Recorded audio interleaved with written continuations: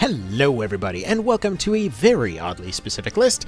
So, as many of you are aware, I got a third kiddo on the way, and it's got me thinking once again about the kind of like a tier list for the best kind of portable dad devices, so to speak. Now, keeping games as a hobby after you become a parent becomes a little bit of a complicated process, especially if you are the dad, because this creates a situation where you gotta balance out you got to balance out something that's portable. It's got to be durable. It's got to be able to be something that you can reasonably keep safe in a now much more chaotic environment, while also not coming off as a massive dick. This will be relevant to this list, so anyway, let's go ahead and get this thing going. Now, what was I talking about in terms of somebody not, coming off like a douche? Well, the first thing to consider is the laptop. Most folks are going to end up having one of these laying around. Typically, you're going to be using it for work or whatever else. So the first option might be, hey, my old computer, I'll just keep on sticking with this. The thing is, and I've seen this happen over and over and over again, when you become a parent, suddenly you need to be on the go a lot more often. You need to be able to keep your eyes open at all times. You need to be able to do multiple things at once. Now, sitting down at a computer there, especially if you're, like, let's say, out at a family event, well, you're going to come off very, very negatively to the people there. And yes, I have seen this happen before, where somebody insists on keeping their gaming laptop and whatever else and brings it over to family game night. And it's like, okay, you just took a quarter of the table so that you could go, play friggin' like FF14 or Desert or whatever the hell that other thing is. In the middle of playing Settlers of Catan. Everyone is going to hate you for being that guy. So, first of all, immediately, D tier, no way. It's a solid nope at that point. It'll still do the job when you're on your own time, but when you're on dad time, that is not going to be something that'll work. Another one that might be kind of surprising for this list is the humble phone. Everyone's going to have one. Everyone's going to want to use it for this, that, or the other. The thing is, it is your multi-device. It is your everything device. It is your communications. It is your kind of multi-tool for everything. Whether, your banking, your phone calls, everything. Your alarm clock. It's all in there. The thing is, if you try to use it for emulation, you are going to drain that sucker's battery, and you may not have time to put it down and charge it, or you may forget it while attempting to do so. So, I would generally not advise using it for games, and I know several dads right now that they constantly use theirs for games or whatever else. They constantly have a low battery. They constantly forget it somewhere because they started to charge it. So, again, don't be that guy. Use your phone as your phone. If you want to keep games when you're out being a parent, you need to have a device for that. Alright, and actually same thing for something like the GPD Win before that comes up. Because another thing to consider here is not necessarily just size or whatever else, but budget. Being this new role here, suddenly you're in a position where you need to be able to justify your expenses. Either everybody's going to be able to use this device and, everyone can have some fun with it, you can distract the kiddos with it, or you need to be able to have it be a low enough budget thing that if it gets destroyed, you can simply replace it or fix it yourself. An $800 pocket laptop situation is not going to fit that bill, and unless you're super rich, that's just not going to fly. Alright, next one is going to come off a little bit odd here, and that would be the Switch. This sucker ain't portable. Despite the fact that they do have a lightweight, allegedly, version, the thing is still pretty bulky. It's not something that you can, pick up and holster, so to speak. Sure, they're reasonably capable, and there's a lot of good ports for them, they've got a good game selection, but that all being said, yeah, it's not portable. This thing is, functionally speaking, very similar to an iPad, which I will go ahead and actually put over here, for that matter. That picture kind of wound up looking a little bit odd, but you know what? No matter what background I select, every iPad always ends up losing its frame when I put it into the tier list. Oh well.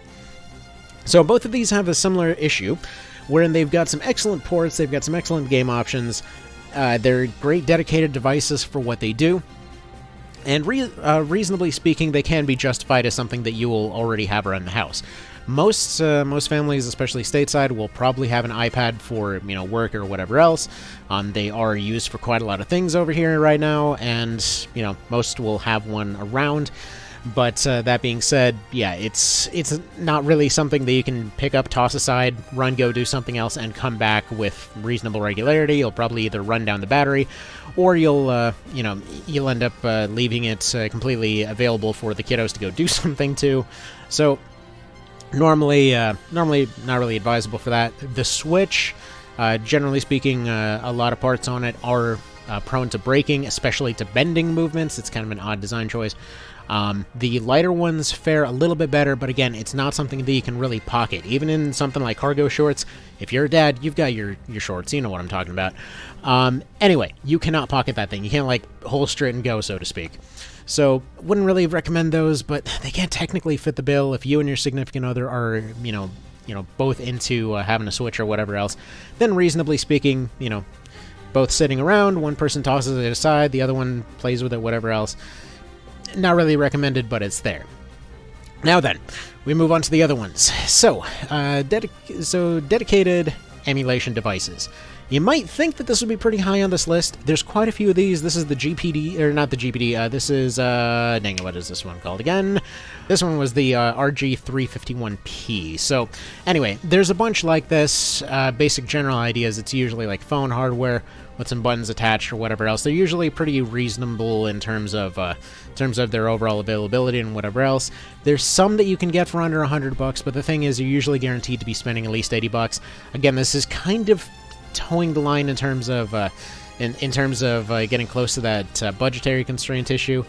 Not to mention, most of them come in pretty vibrant colors, which tend to kind of come off as a little bit like you specifically were bringing this device along because you're bored of everybody else. That's one of those things to consider. Usually when, you know, families are doing their thing, there's going to be more game nights and whatnot around. You usually want to have a fairly low-key device in order to be able, you know, for either to have it be mistaken for a phone, or to basically, you know, not have everyone think that you specifically brought the thing along because you were bored of them. You want to be able to have something that's portable enough that folks would typically think like, oh, they just had that, whatever. It's pretty normal. So that brings us on to our next few options here. Starting off with the with an A tier here, and that would be the original 3DS. This might seem like a little bit of an odd one because there are a lot of models of the 3DS, and specifically, we're going to put the 3DS XL. This applies to both versions underneath it here. Now, a few things here. First of all, you might be saying budget. You know, it's cost-wise, there's going to be some issues here. Well, if you know where to look around, you can typically find one of these for under $100. It's fairly simple to get a hold of. Every now and then I'll see folks selling a lot of them, and you could get, you know, an original 3DS for like $30 because people assume they're old. They assume that it's something that's not going to sell well. So unless somebody is specifically involved in, you know, reselling electronics or whatever else, they will usually tend to undervalue these, especially, again, those original ones. If somebody upgraded to a newer 3DS or whatever else, that'll be there. So the original 3DS has a lot of really good stuff on there. Again, you might be thinking like, hey, there's no good games on a 3DS. That's a friggin' casual console. There's a lot of pretty neat stuff on there. I mean, personally on mine, let's see. I mean, you have the Shovel Knight and all that kind of thing. That's pretty good. Have Revelations on there. Really good Resident Evil game. Mercenaries 3D is pretty awesome. Monster Hunter. Now, I was specifically told not to start with Generations, but yeah, honestly, that sucker is really, really fun so far. So there's a lot of, I mean, hell, there's a ton of really fun stuff on there. For the life of me, I can't imagine why somebody looked at something like the 3DS and thought, you know what, Ace Combat Assault Horizon, that should go on this. Something about Nintendo consoles being cursed with terrible Ace Combat games. But anyway, point being, there's a pretty wide selection. There's some pretty solid games on there. And one thing I want you to consider, you might be saying screen real estate. Original 3DS, tiny screen. Turn it sideways. Because the thing is, it seems like it's going to have smaller screens than most of the stuff on this list. But truth be told, original 3DS actually has a really, really good picture on it. Personally, lately I've been getting back into the thing, and I just can't help but notice that, yeah, just the two screens there, you actually do get quite a bit of screen space to work with. It's far more comfortable a device than you may think. Weakness-wise, though, the hinges. If you actually have two main weaknesses to potentially look out for. The hinges, if, you know, one of your kiddos were to run up and suddenly yank the screen back, you might have an issue. Or, and this is an odd one, they run up and they constantly tap you on the pocket or whatever else, and they end up hitting the cart. You may potentially get the cart removed. I have had that happen before. But yeah, generally speaking, still a very solid device. Very quick and easy to just pull out of your pocket, open up, close back up, and put in your pocket again. So very good holster speed on that one. It's a very odd thing to consider, but again, you know, just dad problems. Any other dads out there probably know what I'm talking about. Like, you're suddenly, you know, putting the baby to bed, you know, it's 4 a.m. or whatever else, and suddenly, you know, your wife needs you to go grab a snack. You need to be up and out of that bed like 3 seconds ago. Like, it does not matter what's going on. You need to be able to put that thing in your pocket, put the baby down into the sleeper, and get yourself out that door in one smooth motion. So, really good device for that. Oh, all right. Noise considerations. This also actually comes up quite a bit because this one, very quiet device to actually use. So even if you have a more intense game or whatever else, it's still something that will be relatively quiet if your partner happens to be a light sleeper or you're putting the kiddos to bed or what have you. All right. Next up to consider there is actually the new 3DS. So you might say, hey, what about the 3DS XL? Don't worry, I'm getting to that.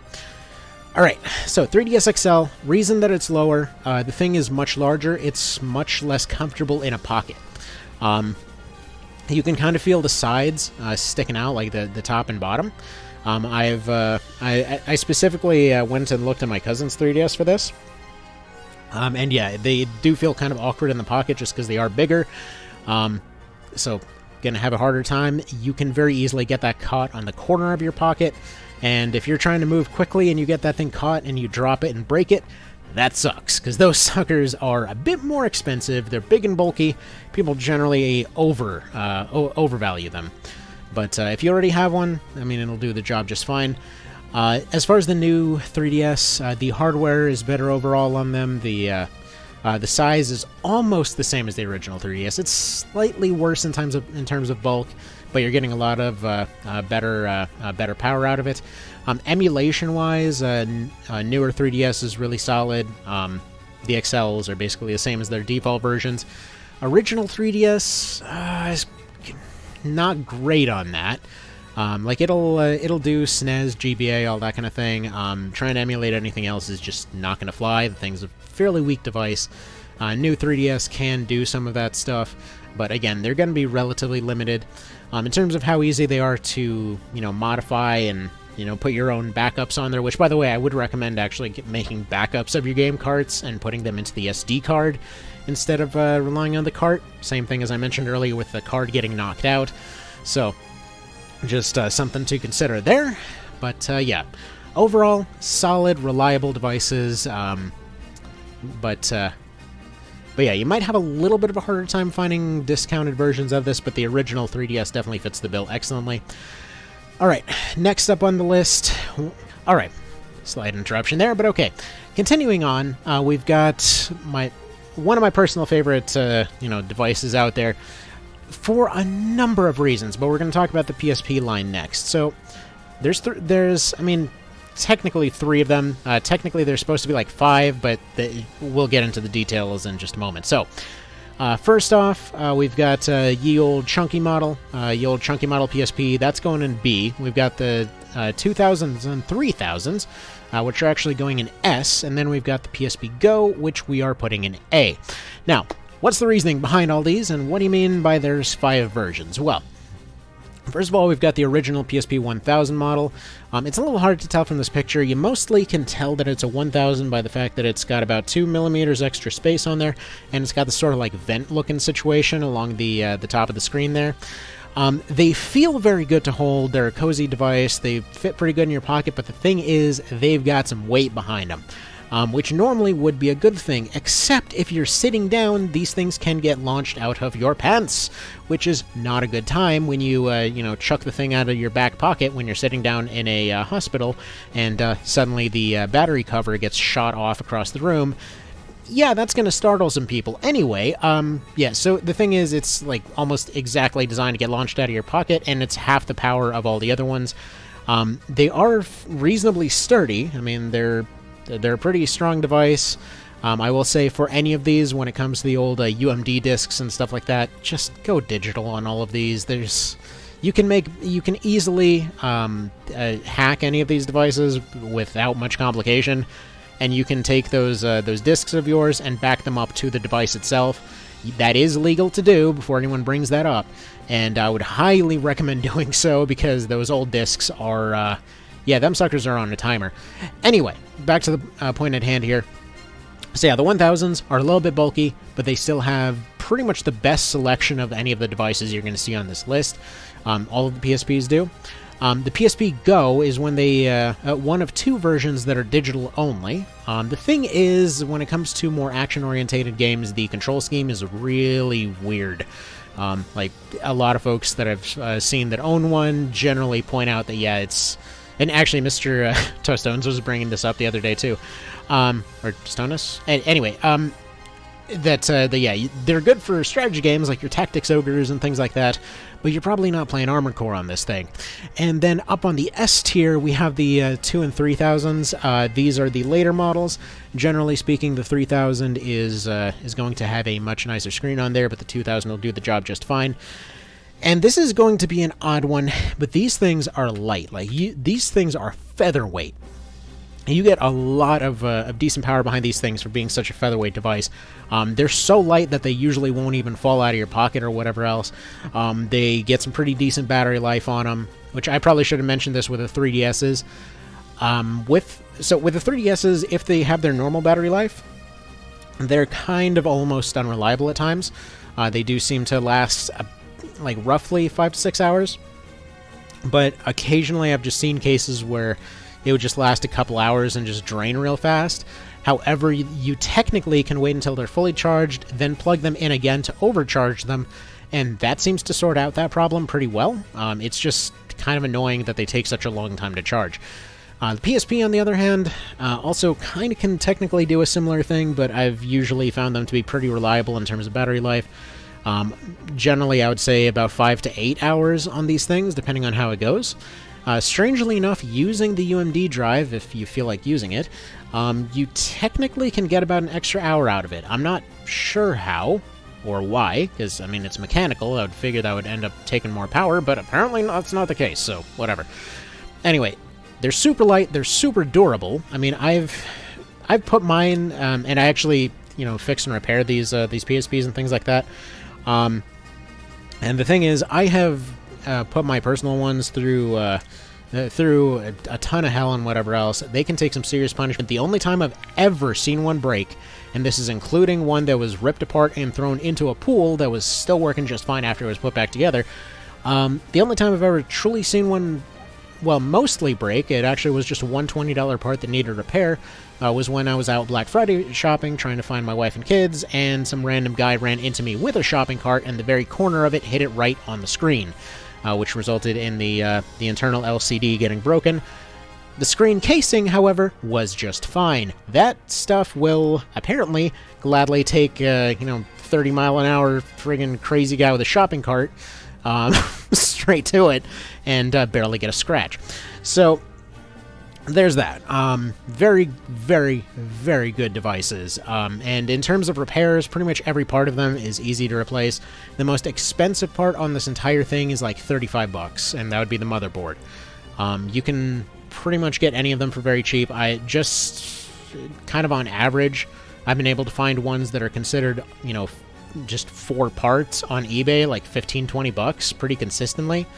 And if you want them completely functional and brand new and whatever else, they're like $80 to $100. But you basically just can go get them for parts, figure out what part somebody was too lazy to fix. Usually it's something like they say it won't power on, or I broke the thumbstick, and those are very easy to fix. You get a battery, it's like $6. You need to fix a button on there, it's gonna be like $3.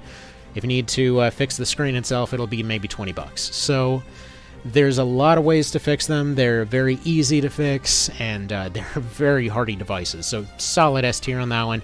And actually, their follow-up is similarly an S tier, and that would be the Vita.